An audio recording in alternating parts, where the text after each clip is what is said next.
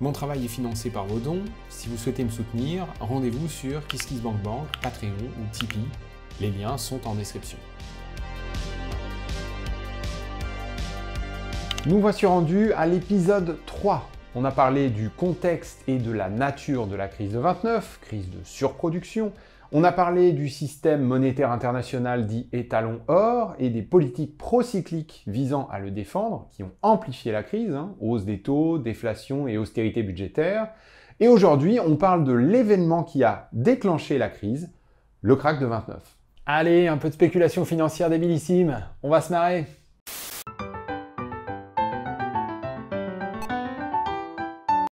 Le concept clé de cette bulle financière, c'est l'effet de levier, et même encore davantage, l'effet de levier non régulé. Pour info, on a déjà une mini vidéo de 4 minutes seulement sur le sujet. De toute manière, je vais tout réexpliquer, mais enfin, si jamais c'était pas clair, tu peux toujours aller voir ça. Parce que tu vas expliquer l'effet de levier différemment que dans ta vidéo, là? Oui, un peu. Ah, ok. Donc, reprenons le schéma de fonctionnement de l'économie ultra basique qu'on a dessiné dans la première vidéo. Il manque pas mal de choses, il va falloir compléter tout ça. Premièrement, il faut bien comprendre que sans la finance et les produits financiers, qu'on va introduire très bientôt, une grande partie de l'épargne serait simplement stockée. Les gens riches ne peuvent pas ou ne veulent pas dépenser l'ensemble de leur épargne. Cette épargne se transmet par héritage de génération en génération sans qu'elle ne soit jamais totalement dépensée. Souvent, c'est même plutôt l'inverse, l'épargne s'accumule. Ouais, un peu comme un lac d'eau stagnant dont le niveau augmenterait sans arrêt à cause de la pluie, peut-être. Exactement. Petite note au passage, le niveau augmente sans arrêt à cause des inégalités. Si la monnaie était mieux répartie au sein de la population, l'argent servirait davantage aux dépenses, et du coup, il y aurait moins d'épargne à stocker. Bref, toujours est-il que dans nos économies aux inégalités croissantes, le niveau de l'eau grimpe sans arrêt. On pourrait tout à fait imaginer une économie qui se finance à la création monétaire uniquement, donc au prêt bancaire, ou à une autre manière de créer la monnaie, mais historiquement, ne comprenant de toute manière pas bien le rôle des banques, ni celui joué par les inégalités, il se trouve qu'on a plutôt cherché à réinjecter l'eau du lac épargne dans le système via la possibilité d'achat de produits financiers et immobiliers. Mais on va se concentrer sur les produits financiers ici. Les entreprises et les États peuvent émettre des produits financiers, actions et obligations, pour obtenir du financement. Ce qui permet ensuite de réaliser des dépenses, production de biens et de services, emploi, revenus, et c'est reparti pour un tour.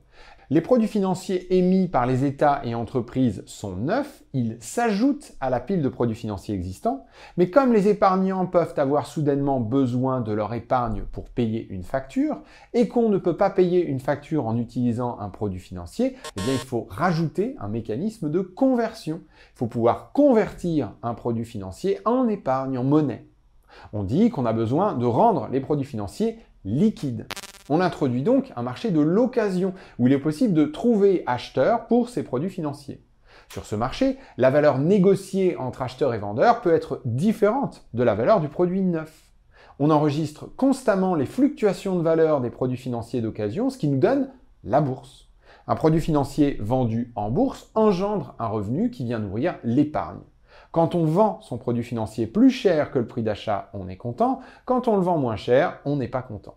Il est tout à fait possible d'acheter et de vendre sur le marché de l'occasion sans jamais être passé par le marché du neuf, donc sans jamais avoir financé aucune entreprise ou État, et donc sans jamais avoir participé à la création de biens et de services dans l'économie réelle.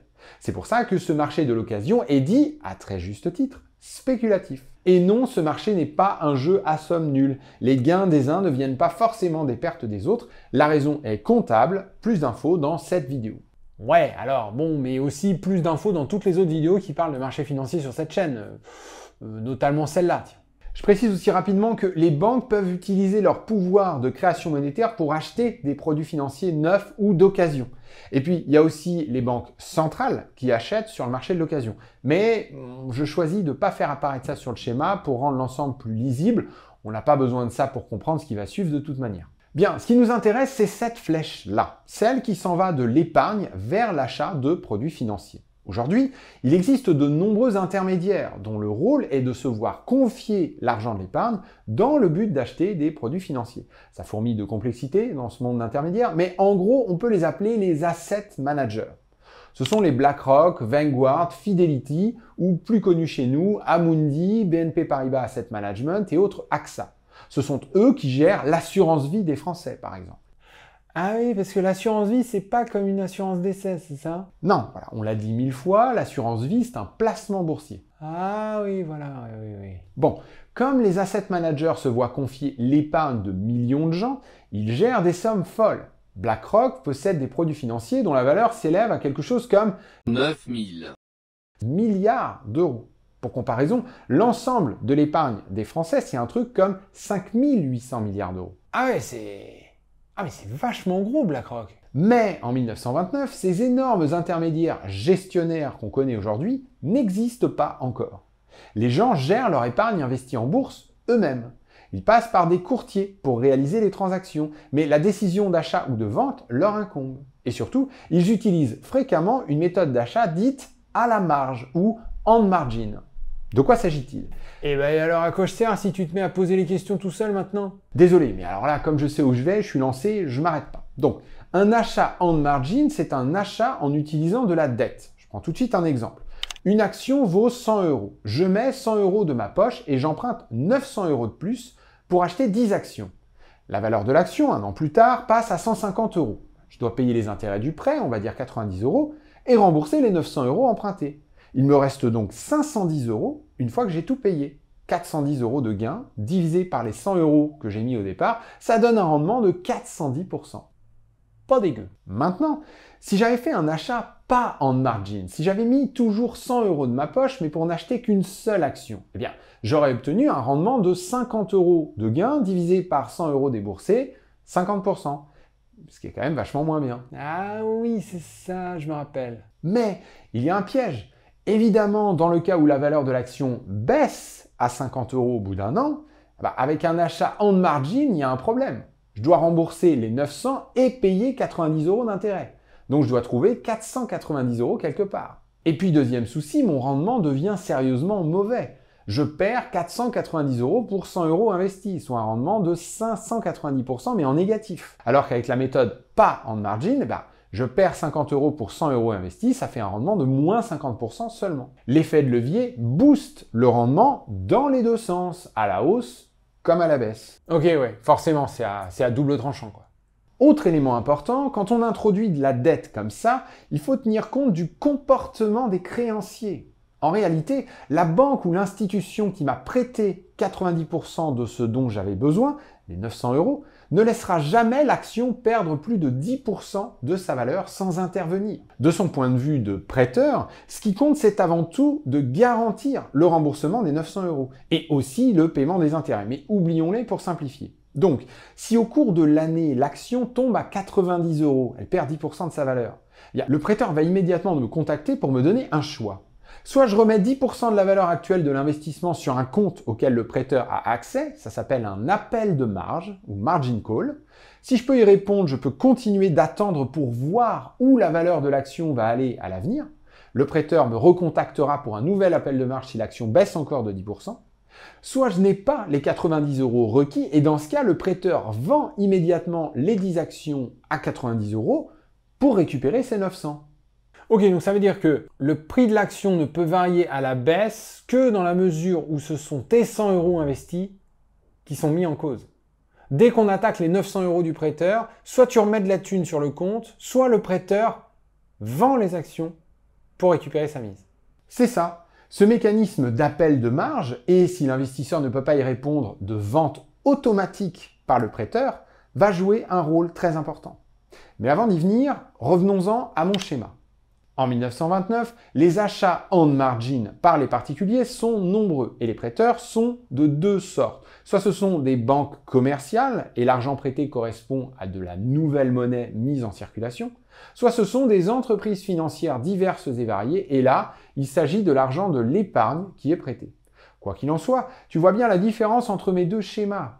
Aujourd'hui, même si certains fonds d'investissement utilisent l'effet de levier, une partie des hedge funds, le monde est dominé par des fonds qui utilisent 100% l'argent des épargnants et 0% d'argent de la dette pour acheter des produits financiers. En 1929, c'est pas le cas. Une grande partie, difficile d'avoir des chiffres précis, de la finance utilisent de la dette pour générer un effet de levier. Pop, pop, pop, Eureka du montage qui se rend compte, qui dit de la merde là. Oui, les gros asset managers d'aujourd'hui n'utilisent pas ou peu l'effet de levier. Mais on ne peut pas dire qu'il n'y a pas d'effet de levier en finance aujourd'hui. Au contraire, il y en a toujours plein. Notamment dans les hedge funds, ça je l'ai dit, mais aussi dans toutes les grandes banques comme BNP Paribas, Crédit Agricole, Goldman Sachs et compagnie. Disons donc plutôt que la grande différence entre 1929 et aujourd'hui, c'est qu'on sait à quel point l'effet de levier est dangereux. On dispose de davantage d'outils pour le gérer et le surveiller. Ce qui ne nous empêche pas de nous aussi nous prendre parfois magistralement les pieds dans le tapis. Hashtag 2008. Donc voilà, à retenir, l'effet de levier dans les années 20 est naïvement perçu comme un outil magique qui permettrait à tout le monde de s'enrichir via la spéculation. Par rapport à aujourd'hui, il y a en 1929 beaucoup moins de contrôle et de régulation pour encadrer son usage. Ceci étant précisé, on peut y retourner. Effet de levier qui démultiplie les gains des investisseurs à la hausse, génial, mais qui démultiplie aussi les pertes à la baisse. Et si tu démultiplies les pertes, tu démultiplies aussi le mouvement de panique qui va avec. Est-ce que tu commences pas à renifler comme une petite odeur de sapin là déjà? Ah si, bah si, effectivement, oui, c'est vrai que ça sent pas bon tout ça. Bon, alors on va en rajouter une couche. En 1929, il existe déjà des genres de hedge funds, qu'on appelle à l'époque des trusts, qui utilisent un peu d'argent des épargnants d'un côté et pas mal de dettes de l'autre pour acheter des produits financiers. Effet de levier, donc. Le truc important avec les trusts, en plus de l'utilisation de l'effet de levier, c'est le mode de financement par les épargnants. D'un côté, le trust emprunte de l'argent, ça c'est standard, mais de l'autre, le trust émet des actions qui sont achetées par les épargnants. Épargnants qui peuvent acheter ces actions en margin. Prenons un exemple. Le trust émet une action à 100 $. Un épargnant met 10 $ de sa poche et emprunte les 90 $ restants. Le trust récupère ces 100 $ et emprunte 100 $ de plus. C'est assez réaliste, hein, les trusts étaient moins endettés que les épargnants. Puis, il utilise ces 200 $ pour acheter une action d'un autre trust, qui récupère les 200 $ et emprunte 200 $ de plus. Avec ces 400 $, le deuxième trust achète des actions de multiples entreprises cotées. Ce montage que je viens de décrire, classique en 1929, est une véritable poudrière. En effet, sur les 400 $ qui ont finalement servi à acheter de véritables actions émises par de véritables entreprises qui produisent de vraies richesses dans l'économie réelle, est-ce que tu peux me dire à quel montant correspond la dette? Oui, 90 $ au rez-de-chaussée, 100 $ au niveau 1, plus encore 200 $ au niveau 2. Hein? Ça fait 390 $ de dette sur 400. Non, mais je me suis trompé quelque part là, non? Non, tu t'es pas trompé. 390 $ de dette sur 400. Ce genre d'édifice construit sur de la dette, appliqué au marché financier, est super casse-gueule pour deux raisons. 1. La pression acheteuse est intimement liée à la facilité d'emprunt. Si les créanciers ne veulent plus prêter, ou plutôt s'ils rendent moins favorables les conditions d'emprunt, la pression acheteuse sur le marché action peut grandement diminuer. Par exemple, au moment du crack en octobre 29, on sait que les prêteurs pour les achats on margin, au lieu de demander un apport de 10-20% comme quand tout allait bien, ont commencé à demander des apports de 40-50%. On peut aussi considérer, même si là, j'ai pas d'infos précises là-dessus, que les conditions d'emprunt des trusts se sont aussi dégradées. Mettons que de 50%, ils sont passés à 75% d'apport. Ça change tout. Si on reconstruit notre édifice en poupée russe avec ces nouvelles règles, regarde un peu ce qui se passe. L'épargnant met 10 $ de sa poche, mais ne peut emprunter que 15. Le trust 1 récupère les 25 et emprunte 8,3. Le trust 2 récupère 33,3 et emprunte 11,1. Capacité d'achat en bout de chaîne 9 fois moins grande qu'avant, 44 $ versus 400. Ah ouais, ça fait une sacrée réduction. C'est le pouvoir des suites géométriques. Quand les créanciers prennent peur et demandent plus d'apports, la pression acheteuse est fortement réduite. Deuxième effet, la capacité d'absorption d'une baisse des cours est réduite quand l'apport des emprunteurs est faible. Dans mon exemple de départ, l'épargnant au début de la chaîne se prendra un appel de marge si les actions au bout de la chaîne perdent 10 $ de valeur, c'est-à-dire moins 2,5%. C'est pas énorme du tout, moins 2,5%. Ok, alors, Je comprends que ça pue, mais j'ai encore un peu du mal à bien me représenter le mécanisme. Ok, faisons un petit schéma. Les prix montent quand la pression à l'achat est plus forte que la pression à la vente. Et la pression acheteuse est maintenue par de bonnes conditions d'emprunt, les achats en margin et les trusts qui s'endettent, et par le bon moral des acteurs de marché. La bourse, c'est encore plus psychologique que l'économie. Quand il fait beau, ça monte, quand il pleut, ça baisse. La bonne ambiance générale, quand les prix montent, renforce le moral des acheteurs ainsi que celui des créanciers qui accordent toujours plus de prêts en demandant toujours moins d'apports. Le système s'auto-entretient à la hausse. Mais puisqu'il y a toujours plus de dettes dans tous les sens, avec des effets de levier en cascade, les appels de marge sont de plus en plus costauds et les seuils de déclenchement de plus en plus proches. Plus ça monte, moins les cours ont besoin de baisser beaucoup pour que des appels de marge soient déclenchés en masse. Et si leur seuil de déclenchement est franchi, cela a un double impact. Premièrement, si les emprunteurs ne peuvent pas payer, les créanciers vont vendre automatiquement les actions pour essayer de récupérer leur mise. Alors quand on vend des actions dans un marché qui se pète la gueule, on accentue la baisse. Deuxièmement, même si certains emprunteurs peuvent payer, les appels de marge déclenchés vont quand même provoquer la méfiance des créanciers. Entre ça et les prix qui baissent, les prêteurs vont avoir vite fait de durcir les conditions d'emprunt pour essayer de se protéger, de demander plus d'apports lorsqu'ils prêtent, ce qui va énormément amoindrir la pression acheteuse, déjà trop faible, et donc accentuer la baisse. Enfin, côté psychologique, prix qui baisse plus conditions de crédit difficiles plus tout le monde qui se prend des appels de marge égale sale ambiance, ce qui booste plutôt les ventes et pas les achats. C'est énorme. On s'en lasse pas du fonctionnement de ce marché complètement débile. C'est fou, à chaque fois ça me surprend, pourtant je devrais être habitué. Ok, maintenant que la théorie est en place, on va pouvoir raconter un peu l'histoire. Première chose frappante, pour se rendre compte de l'ampleur de la bulle, reprenons le graphe de l'indice de production industrielle aux États-Unis tel que rapporté par la Fed. Ça nous donne un indicateur des performances de l'économie réelle. Et maintenant, on va faire apparaître l'indice Dow Jones, qui reprend la valeur en bourse des principales entreprises industrielles des États-Unis. Ce qui nous donne l'indicateur des performances boursières, donc nous permet de voir la bulle. C'est ça. Comme on peut le voir, les choses semblent commencer à partir en vrille à partir de 1924. Et il y a même une accélération de la vrille qui démarre en juillet 1928. Ah la vache, c'est impressionnant. Ce qui me semble encore plus impressionnant, c'est que même aujourd'hui, tous les économistes ne sont pas d'accord pour dire qu'il y avait bien une bulle financière en 1929. Et d'ailleurs, beaucoup d'économistes de l'époque, qui pourtant avaient accès aux données que je te montre là, ne pensaient pas non plus qu'il y avait une bulle. L'argument est toujours le même. La valeur en bourse d'une entreprise est supposée refléter son potentiel de développement et pas son niveau actuel de développement. Ah mais oui, l'indicateur de production industrielle montre l'activité actuelle des boîtes, alors que la bourse nous renseigne sur le futur. Et comme le futur peut potentiellement être ce qu'on veut dans nos têtes, voilà, sky is the limit. Autre graphique intéressant, la Fed collecte des données sur les brokers, qui sont les principaux intermédiaires pour les achats on margin. Quand quelqu'un veut acheter des actions on margin, il emprunte auprès d'un broker, qui lui-même emprunte auprès d'une banque, création monétaire, ou d'une autre institution financière, pas création monétaire. Toujours est-il que la Fed, à partir de 1927, donne des infos sur les emprunts réalisés par les brokers, ce qui est un bon proxy pour estimer les achats on margin. Alors voilà ce que ça donne. On voit bien que ça pique en septembre 1929, au moment du crack. D'ailleurs, voilà comment l'indice Dow Jones a évolué sur la même période. Ok, ouais. Donc les achats on margin et les cours de bourse semblent assez bien corrélés, au moins entre 1927 et 1929.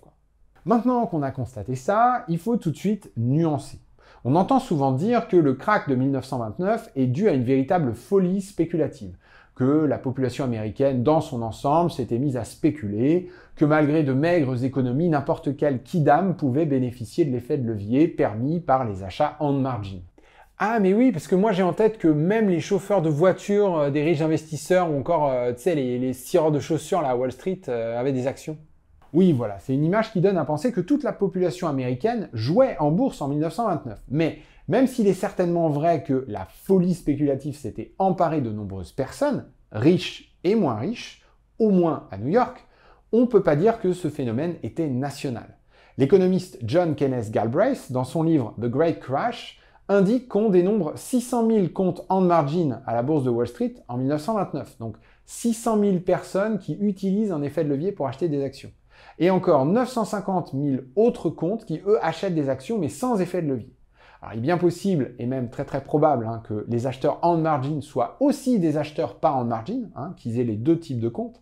Mais même en supposant que c'est pas le cas, eh bien on aurait au maximum 1 550 000 personnes qui spéculent à Wall Street en 1929.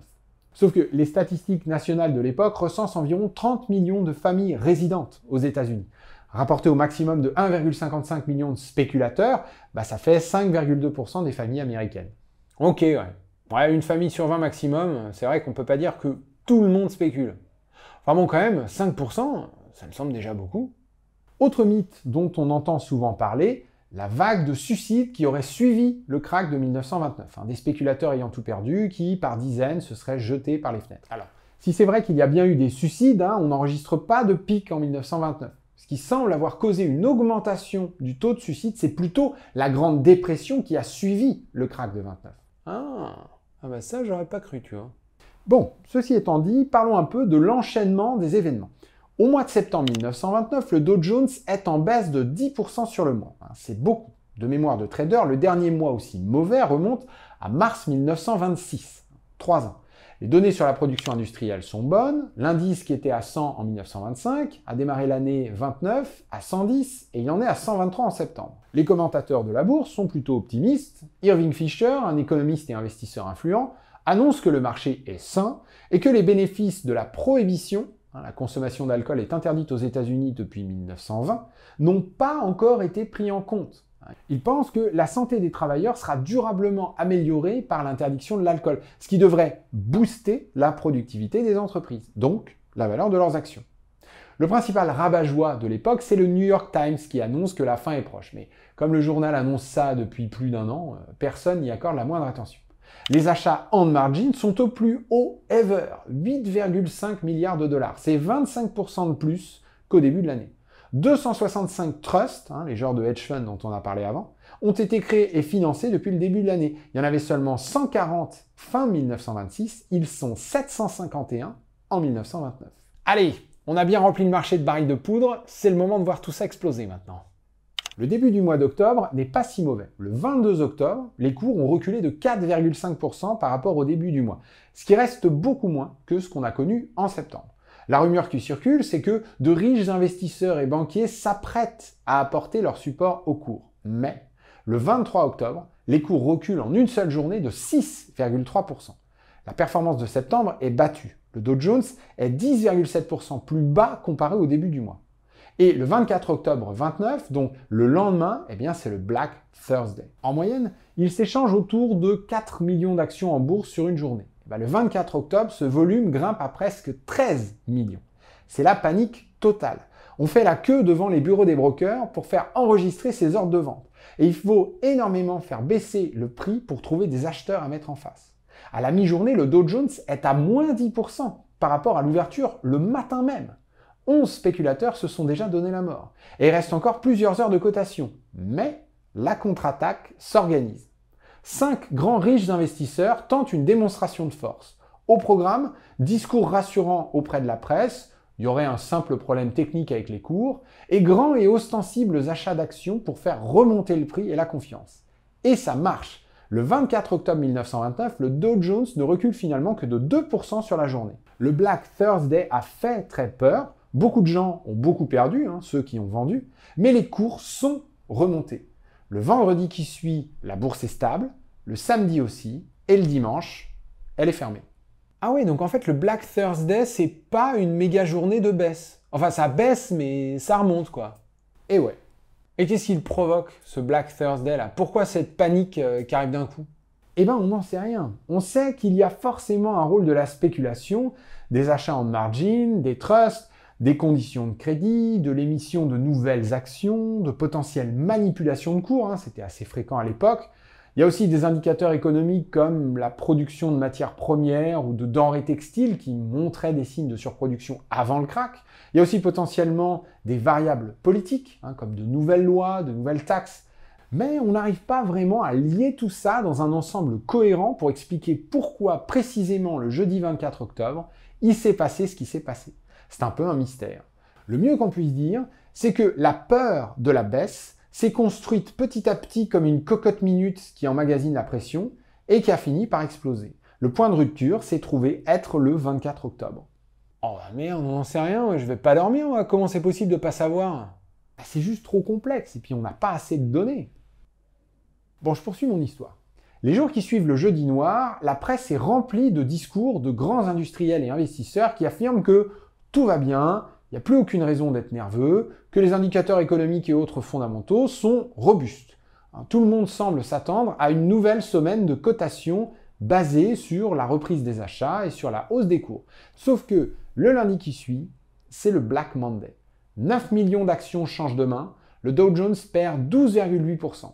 Et le lendemain, encore une journée noire, Black Tuesday, 16 millions d'actions changent de main, le Dow Jones perd 11,7%. On pourrait croire que ces deux journées noires marquent le début du toboggan infernal qui va emmener les cours vers leur plus bas ever de 43 points. Mais en fait, c'est pas ce qui se passe. Le Dow Jones affiche 230 points à la clôture du mardi noir, le 29 octobre 1929. Il va toucher les 200 points le 13 novembre. On a donc 2 belles semaines de baisse. Mais après ça, il va petit à petit remonter jusqu'à 292 points le 16 mars 1930, soit presque 5 mois de hausse. Sauf que pendant que les prix en bourse remontent, l'économie, elle, ne fait que reculer. L'indice de production industrielle est à 122 en octobre 29, il est à 107 en mars 1930. Et il s'en va vers un minuscule 56 qu'il touchera en juillet 1932, au même moment que le minimum de 42 points atteint par l'indice Dow Jones. Ok, donc, les journées noires, même si elles ont fait hyper peur et sûrement été très traumatisantes, n'ont pas causé la crise. Jeudi, lundi et mardi noir, suivi de 2 semaines de baisse, mais remontée des cours pendant 5 mois, puis il se passe un truc à nouveau qui fait baisser les cours pendant 2 ans?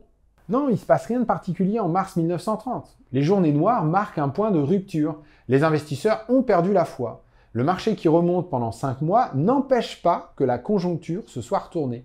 L'économie américaine commence à ralentir à partir du krach. Moins de dépenses d'investissement, donc moins de revenus, donc moins d'emplois, etc. Le mécanisme de transmission depuis les marchés financiers vers l'économie réelle semble assez similaire à celui qu'on a connu en 2008. D'abord, il y a un problème comptable. Les financiers de l'économie réelle qui accordent les crédits pour de vrais investissements, comme les banques ou le marché du neuf des produits financiers, ont aussi un pied en bourse. Les pertes subies sur le marché de l'occasion à cause des journées noires les empêchent de continuer de financer efficacement l'économie réelle. Et puis, il y a un aspect psychologique également. Les pertes subies rendent méfiants. Les financiers sont méfiants, mais les entreprises le sont aussi. Quelle que soit la cause du ralentissement initial, la méfiance entretient la mécanique de ralentissement. Ok, donc le krach provoque la crise alors? Le krach est un déclencheur, oui. Notamment, il affaiblit les banques américaines qui, comme on l'a vu, jouent un rôle majeur dans le fonctionnement du commerce mondial. Donc le krach provoque une crise mondiale. Mais comme on l'a vu aussi, la crise s'appuie également sur un phénomène plus profond. Une économie qui emploie une grande partie de sa population à agrandir l'usine de production nationale sans se soucier de son pouvoir d'achat, sans se soucier de la capacité des gens à acheter ce qui sort de l'usine, c'est une économie qui va dans le mur. Il semble que le krach de 29 a été révélateur de cette dynamique, mais il n'en était pas la cause. Le krach force les agents économiques, notamment les banques et les investisseurs, à reconsidérer la pertinence des investissements qu'ils financent et réalisent. Un peu comme si, avant la crise, plutôt que de se demander si on allait réellement pouvoir écouler son stock de marchandises, on investissait parce que c'était la mode et que les financements étaient faciles à obtenir. Ouais, ok, je vois. Ouais, le krach change brutalement les mentalités et la crise suit. D'un autre côté, les indicateurs économiques montrent bien que les mentalités étaient un peu débiles, quoi. Parce qu'investir sans réfléchir à comment on écoulera ses marchandises, c'est quand même con. Donc ça semble logique que ça pète. Mais d'un autre côté encore, dans la débilité des mentalités, il y a le fait de ne pas avoir su faire grimper le salaire des gens pour qu'ils puissent acheter les marchandises. Et donc ça, la crise ne l'a pas transformé, forcément. Donc, récapitulons. La spéculation est nourrie par l'effet de levier, la possibilité d'acheter des actions en utilisant de la dette plutôt que sa propre épargne. Les outils permettant cet effet de levier sont les achats en margin et les trusts. Le problème de l'effet de levier, c'est que s'il permet de démultiplier les gains, eh ben, il résiste aussi très mal aux pertes. Plus l'effet de levier est grand, plus les appels de marge, le fait de demander aux épargnants de rajouter de la monnaie dans la machine, se fait sentir rapidement quand les cours baissent. Et quand ces appels de marge se déclenchent en masse, comme ça a été le cas en octobre 1929, les ventes se multiplient et la capacité d'emprunt s'évapore comme neige au soleil. La pression acheteuse disparaît brusquement et il ne reste qu'une pression vendeuse qui provoque un plongeon des prix. Le krach est le déclencheur de la crise. Il change la mentalité des financiers et des entreprises et il perturbe fortement la dynamique du commerce international. Cela dit, il n'en est pas la cause profonde. La crise de 29 reste avant tout une crise de surproduction, d'excès d'épargne par mauvaise répartition de cette dernière, ou de manque de revenus de la partie la plus pauvre de la population. On peut d'ailleurs lier le problème de spéculation de Wall Street à cette mauvaise répartition de la monnaie. Si on avait su monter les salaires, il y aurait eu plus de circulation de la monnaie par la consommation et moins d'épargne attribuée aux mécanismes spéculatifs de Wall Street. Ce qui reste un mystère en revanche, c'est le pourquoi du krach. Qu'est-ce qui a déclenché la première journée noire? Ça, c'est très difficile à dire parce que, encore une fois, la bourse est gouvernée par des phénomènes extrêmement psychologiques. C'est tout pour le krach de 29. La prochaine fois, on s'attaque aux grandes théories économiques qui ont cherché à expliquer la crise, de quoi faire un petit peu d'histoire de la pensée économique et aussi de découvrir une théorie hétérodoxe à la frontière entre l'histoire, la sociologie et l'économie. Vous allez voir, c'est assez passionnant.